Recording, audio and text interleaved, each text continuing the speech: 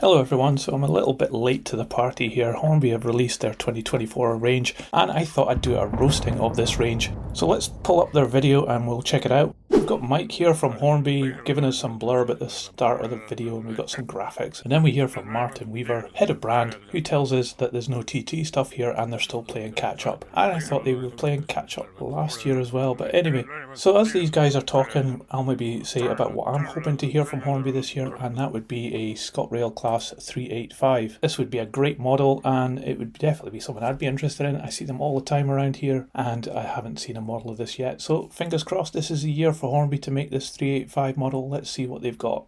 We're into train packs. Okay, so it's just a Ginty and some coaches here. So they're trying to say that you can relive the heady days of the Triang model railways of the past with this set. And of course, this isn't an old Triang set that's been reissued. This is actually modern stuff. So I just don't get this. Jeez, this is getting a roasting. What a terrible train pack. 1,000 of these. Don't bother. Waste of money. Okay, Mike's back and he's talking about this being 70 years of Hornby being in Margate, so they're going to release some stuff in celebration of that. So that's great for Hornby, but do any of the rest of us really care about this? Let's have a look. Holy hell, what is this? Another Ginty model, and now it's got Rovex on the side. It just looks awful. And it's also the same model that was in the train pack we just saw a minute ago. I mean, what the hell? Who would buy both of those? Oh my god, they've got some really terrible 040 models there. I can't believe they're still producing those in 2024. And there's only 750 models only. So that's great, there'll be 749 of them on special offer soon. So it's another reissue of that coal wagon, which, you know, everybody's had that wagon and everybody's sold it as well because it's a bit naff and it's got that terrible chassis. And then they've produced these models of their factories. Now that's quite cool actually, I quite like that. But who's going to model that? 1,000 of these? I don't know. So this is actually quite cool. They're going to make a model of locomotion, but it's not actually getting released this year, I don't think. They've given us a look at the CAD drawings here, and it does certainly look like it's got a lot of parts to it, and if they get all that working, it'll be a really cool model. So I'm going to give Hornby a thumbs up on this one because I think this will be a really great model. I did some reviews very recently of Bachmann models of this kind of era, and they were all quite cool, but they did have some limitation in their presentation and finish. So I wonder if Hornby's going to crack it with this. It certainly looks like something quite complicated. They talk about it a bit more in the video, but they're not actually saying this is available right now, so who knows when this is coming.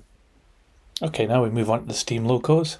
So didn't Hornby get into a whole bunch of trouble trying to do the Titfield Thunderbolt locomotive, and then they pulled that, and then Rapido Trains did it, but I guess they had the tooling and the stuff in production, so they've come out with Tiger. Okay, it's a nice looking locomotive. Not sure about that cable running between the locomotive and the tender though, that's pretty obvious. But certainly that's quite an interesting model, but I don't think it's anything new. Anyway, let's see what else they've got. Okay, so now they've just got another Class A1 Terrier in a different livery, Isle of Wight Central Railway. Well, whatever. It's not the most attractive one. They've already done this before. What's the next one? They've got the Thompson now. That's been out for ages. What's new about that? They got it in a different colour as well. It's just maybe just a different number or something. I don't know.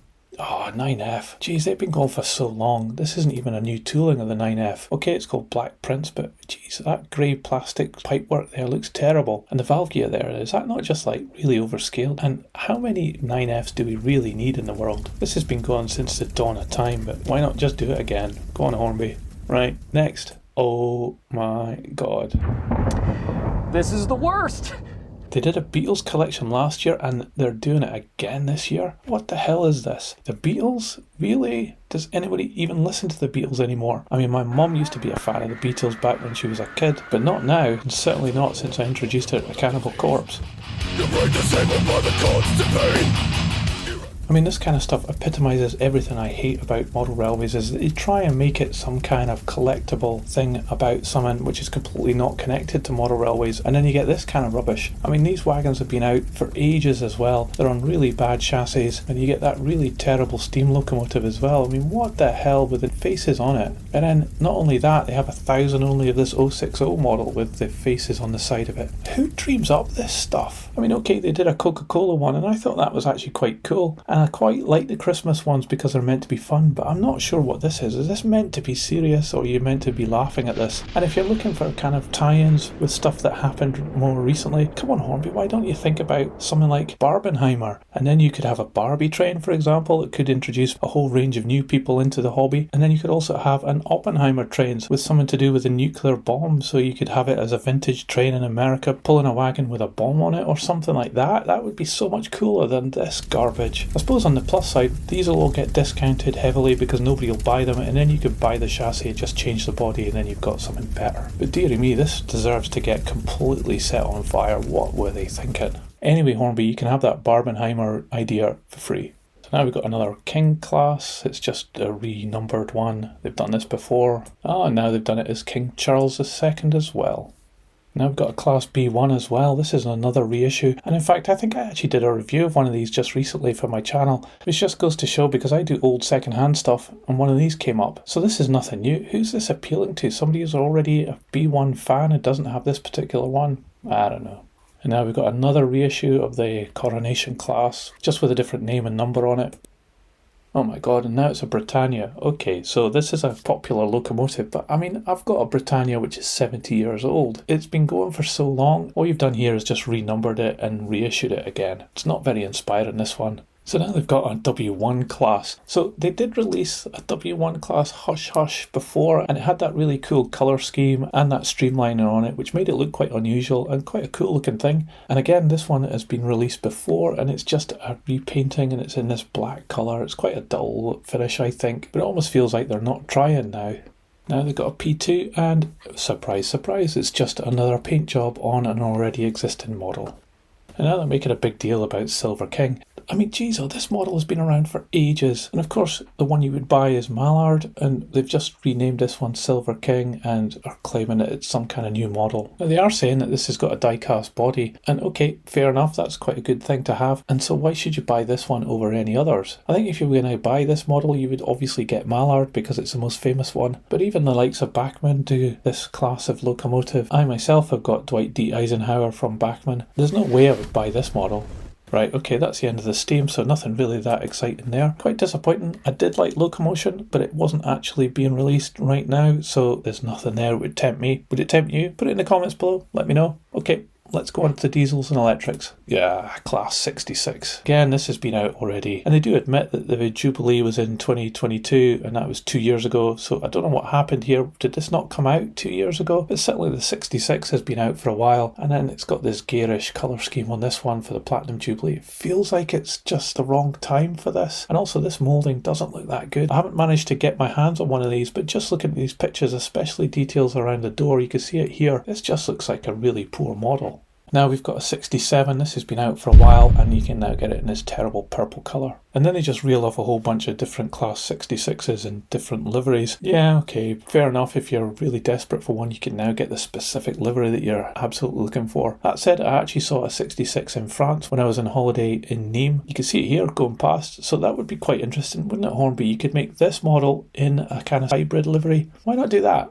Now we're back to the 67 now, again in different liveries. So again, the Class 153 has been out already, so this is just a new livery version of this. But if you're thinking about buying this model, the obvious one to get is the ScotRail one, which is the R30011. It looks absolutely fantastic. This is a bit dull by comparison, so don't waste your money on this one. And I can't believe they're still trying to sell the HST model. This has been out for so long, and now we've got it in the GNER livery. I wonder if there's any versions of livery that this model hasn't been done in. And now they've got some 08s and 09s. Okay, they've put a comedy name on this one, but again, this model's been out for ages. Yes, it is a good model, but there's no need to just keep churning out different colours.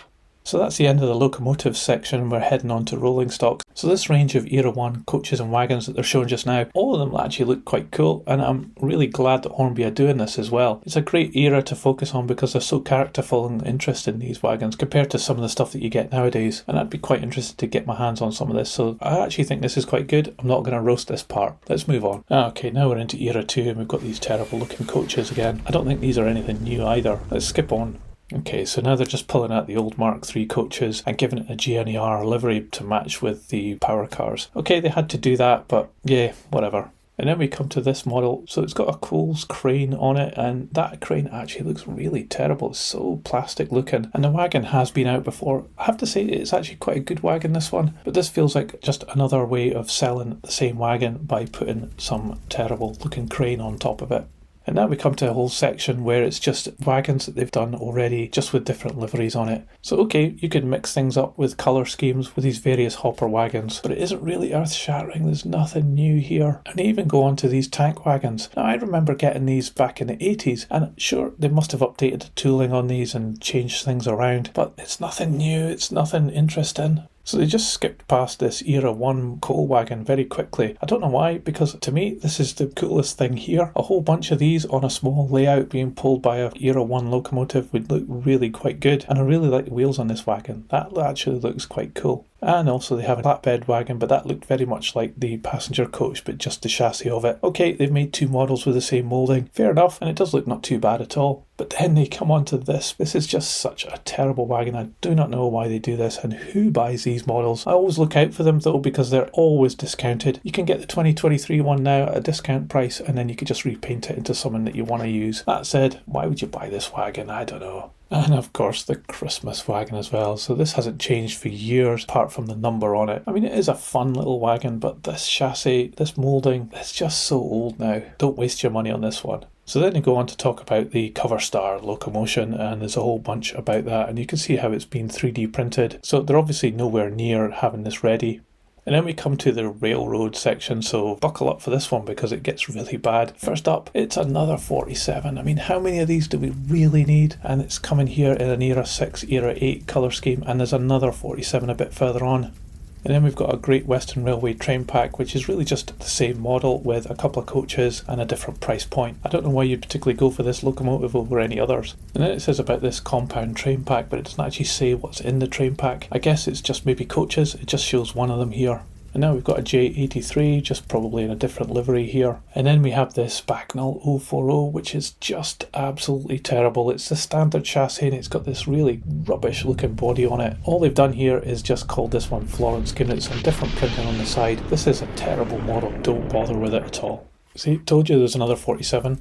And then they've got this Great Western Railway parcels car. This has been out before. I'm not actually sure what is different in this model than what came out before. Is it because it's DCC ready or 8-pin connection, something like that? I'm not quite sure. And you can see the old Ringfield motor sitting there behind these doors. I mean, that's a motor from the 90s, so they just stuck a DCC chip on it and then called it something new. Whatever. Then we come on to a couple of wagons, including this rail freight van. So this is nothing new either, and it's been around for ages. It's a bit dull as well. And this model here, what I do actually like what they're doing here is this kind of weathering effect where they've got different panels, different colours. It looks a bit odd, but that's what they're going for. Okay, good for them. But look at the couplings on this. It doesn't even look as though it's in an M pocket. And this model's been around for years as well. Then the HA hopper wagon, yeah, that's been around for ages. Lots of other people do it. And if you want to buy this model, the one to go for obviously is a Cura scale, not this one. Sorry, Hornby.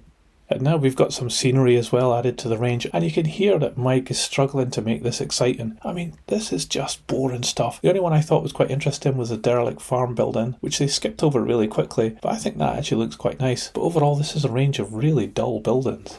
And that was it. What a disappointment. And nothing in that range which would tempt me to buy any of it at all. Hopefully they will go ahead and produce that locomotion. That could actually be quite a good thing to get, especially for my channel called Locomotion Motion, of course. And those Era 1 and 2 rolling stock look quite good as well. But it's just not tempting enough, and I don't think it's ambitious enough either. They did say that this was another catch-up year, and it certainly looks that way. Almost like they're just not even trying. It might have been better if they just reduced the amount of things that they were producing and just focus on maybe one or two really show-stopping new things. Anyway, that's my thoughts on the Hornby range for this year. Let me know what you thought about the range in the comments below. I'd love to hear what you think too. And if you liked this video, please give it a thumbs up. As always, it's really appreciated. Anyway, thanks for watching. Enjoy the rest of the year with model making, and I've got some more reviews coming soon. I'll put one on screen right now, and I'll see you over there.